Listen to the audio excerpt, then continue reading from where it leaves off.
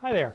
We are going to take just a moment here today to go through the really simple process to make an accurate anterior guide table on a Danar Mark 320 articulator. We have one accessory on this articulator, and that is the Danar anterior determiner and sizal pin. As you can see, it's much narrower than the bullnose pin, and it actually curves on the back side almost like the curvature on the lingual of a maxillary incisor pin. This is done so that as we track along our teeth making the guide table, which again is just capturing really the contours of the linguals of the upper anterior teeth as they ride on the incisal edge of the lowers. That is what anterior guidance is, generally from cuspid to cuspid. So a guide table is nothing more than a representation or a pantograph of how those teeth riding along each other actually move the pin up here on the guide table. And this anterior determiner pin, which by the way is something you really should have to make these, allows us to make them much more easily and much more accurately. The things we want to verify before we start is that we are indeed have our conjugal guidance set at at our preferred setting, which is 25 degrees. And then once we have it set there, we want to look at our function and make sure that we are indeed seeing cuspid guidance and that we have no balancing interferences. In other words, when I go this way and I move this mandible to the right, I want to make sure that on this side over here I'm not having any balancing interferences in the posterior that are affecting my guidance. So I visually look to make sure that everything is lifting off back here when I go into that movement. And I look over here that everything is lifting off when I go into left lateral movement, that I have no balancing side interferences over here. And if I do have some, I will generally see that it causes my teeth on this side to lift off prematurely and not guide on the cuspids and maybe the group function on the bicuspids. And you know, if I see these separating like this, then I know I've got a heavy balancing interference. And to correct that, I need to increase conjugal guidance until it's gone. That's why I like adjustable conjugal guidance on an articulator. So once we've verified that we indeed have no balancing interferences at 25 degrees, we're good there. We want to unlock our condyles. So if we're in a lock position, lift them up, and we want to make sure that our pin is slightly up so that we don't go all the way through the acrylic to the table when we do it. And probably just about a millimeter is fine. Now, one last accessory that is super nice to have when we're doing this are what we call the flex track onserts for the articulator. What these do is allow us to convert the open condyle Danar, which can fall off the articulator, lift up off the condyle when we're making our guide table, making it inaccurate. It converts it to a closed condyle, which keeps our conjugal ball in position and can't allow lifting of this upper member up off those condyles. Keeps our tracking very accurate. It also allows us to disengage these rubber bands, which provide quite a bit of resistance when we're trying to go through our function. It allows us to disengage those, and it still won't fall apart, so it makes our movements much more fluid and much easier to do. That's a really nice feature, to be able to convert your articulator to this kind of a configuration, at least for this purpose, but I leave them on there all the time. I prefer a closed condyle configuration. So once we've released our lock, we've set our condyles, we've lifted our pin, we've checked for balancing interferences, we're ready to proceed. So the first step is lubricate everything. So what I want to do is make sure that I put plenty of Vaseline on all these surfaces that are going to be grinding across each other. That would be the linguals of the uppers, cuspid to cuspid, and the incisal edges of the lowers, cuspid to cuspid.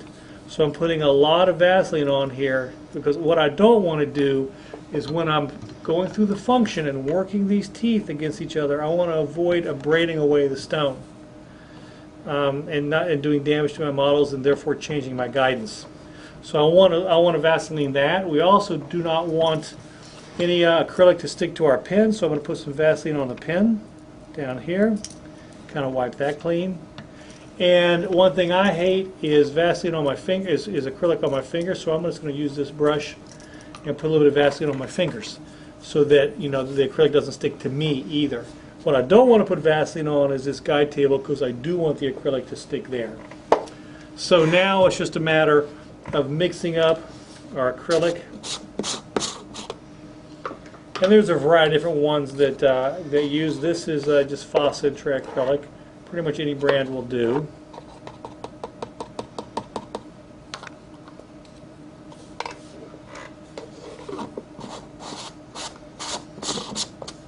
So I'm just going to mix this up with the monomer to a pretty loose consistency. I don't want to make this too thick at this point. I want it nice and kind of runny. This is almost perfect. I got really lucky here. So we can, let me get all the powder mixed in.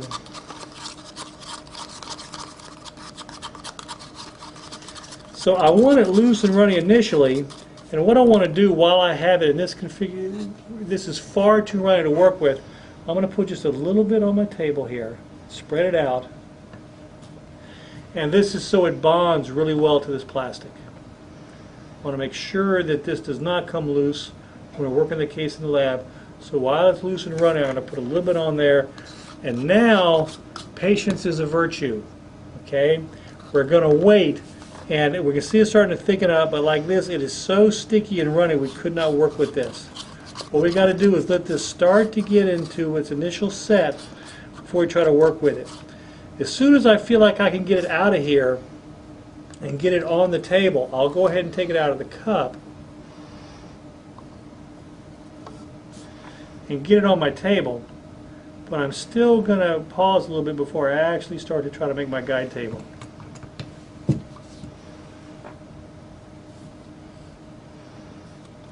So what I want to do here is just work with this. When I feel that I can actually touch this and it's not sticking to me, I am ready to go. So I'm going to pull forward and I'm going to just do some preliminary movements to kind of see that I have enough acrylic to make this guide table. And you can see how this is wanting to move and pull the whole thing. I'm still a little bit premature on doing this. Now, one thing that'll happen is you'll catch the anterior portion of this. So every now and then open and close like this to get your anterior portion out of the way so we can indeed go left, right, back, and forth. So initially this kind of looks like an arrowhead. It's got left, right, straight back. And when I do this, I want to, when I go straight back and protrusive, I want to put my thumb up here and stop when I've got my anteriors end to end. I can feel this with my thumb. I'm going to come back to centric. I'm going to open and close, and now I'm going to go into a lateral movement, and I'm going to put my thumb on my cuspids, and I'm going to go laterally until my cuspids come end to end. I'm going to slide back to centric. Now I'm going to go the other way. I'm going to put my thumb over on this side. I'm going to go this way and the other lateral, and I'm going to look and verify that I'm indeed coming with my cuspids in an end-to-end position. Back to centric, open, close to keep this from getting in the way. Go in protrusive, straight back. Okay, and you can see now I can start to go in little circles all around in what we call the mediotrusive. Again, I'm going to come to centric, open, close, go this way, all these little circles. And I'm going to recognize my movements at the edge, end to end here, verify that that's end to end, come back to centric, and look in here in any little areas that need to be refined. I'm just going to let these teeth ride and go in little tiny circles all the way around and get this, and back to centric, back to straight lateral, back to centric, open, close, straight back and protrusive, back to the front. And again, I got my thumb here in the front so I can feel when I come end to end. So I stop this in an end-to-end position, come back to centric, back to lateral, little tiny circles in between. And this is why I love this closed condyle kit, that it doesn't allow my upper member to lift off those condyles. It keeps them in position. And I just kind of keep working this, open, close, back and forth, and it should be almost a diamond shape. And I want to make sure that everything is smooth. I've got no ripples, no channels. It's really nice. Double check again that indeed I'm end to end when I go lateral this way. I'm end to end cuspid when I go lateral this way. I'm end to end anteriors when I push straight back. I can feel it right there with my thumb. And the reason for this is we can program these positions into this, so when I'm making my porcelain and I push this straight back, my anterior should be facially end to end, just like this. When I go laterally, I should see my cuspids end to end just like this. And so I look to make sure that's where I am and kind of keep smoothing this out, and we are done with this case. We have a really nice smooth anterior guide table that is now a pantograph, or is representation of exactly how the lower incisors right along the linguals of the upper teeth. Now when we remove these teeth, the upper member will still move in exactly the same way it did with the teeth there. And that's how you make a guide table. Now the acrylic is set, the heat is gone, it's cooled off, it's nice and hard. We want to just do the final trimming on our guide table to eliminate the parts of it that we just don't need and make it really usable. And when we look at this, when we go into protrusive movement, this little shelf right here, where this vertical wall meets this bottom part, is the extent we want to go back to there on this guide table. This wall, all this up here, is unnecessary. So we want to eliminate what we don't need so it just doesn't get in its own way when we're trying to utilize this guide table. The other problem we have is that this anterior portion here, this wall, prevents us from seeing when this pin, in verifying that we're all the way down to the top of the table when we're adjusting our occlusion. And so we want to clear out this area so we can visually see when the tip of the pin is touching the bottom of the table, and even put some articulating tape in there to actually mark a spot to verify that we have indeed adjusted our occlusion all the way down when we're actually doing our crowns. So we want to take this guide table from one that looks like this to one that looks like this, where we've cleared off the top. We do this on the model grinder, and then we've cleared out this front portion. We do this with just an acrylic burr. It's a very quick step. So now we're going to go over and take care of those two things, and we'll have this thing completed. Okay, so I like to use the model grinder for this only because it's quick and easy. If you prefer to use your acrylic burr for this, that's fine. I'm just going to come in here and take down this little bit of wall just like that. That quick and easy, done.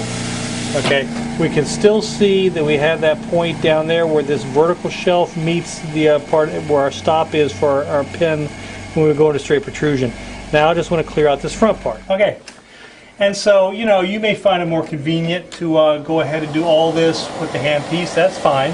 But now we're just going to take our acrylic burr and take this down right in the front so that I can see right where that pin was hitting. And again, I can see where this was tracking right there. I don't want to take away any part of this that I need. So I'm going to take this right on down.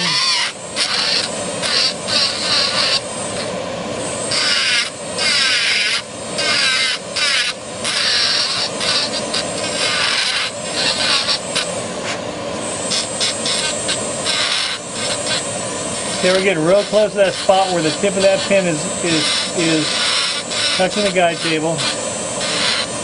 Right there.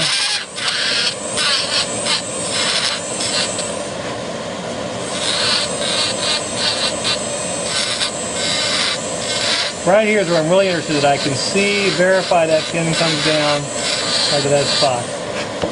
And there we go.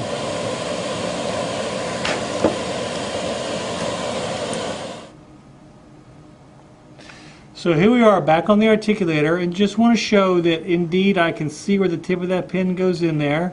When I track left and right, I can actually verify my guidance. When I go back in protrusion, I stop. I still have enough of this vertical wall left to stop my pin right there. So I have everything I need in this pantograph to give me a very accurate function. I can open and close and center with not hitting anything. And that's it. We're done. Goodbye. Just that easy.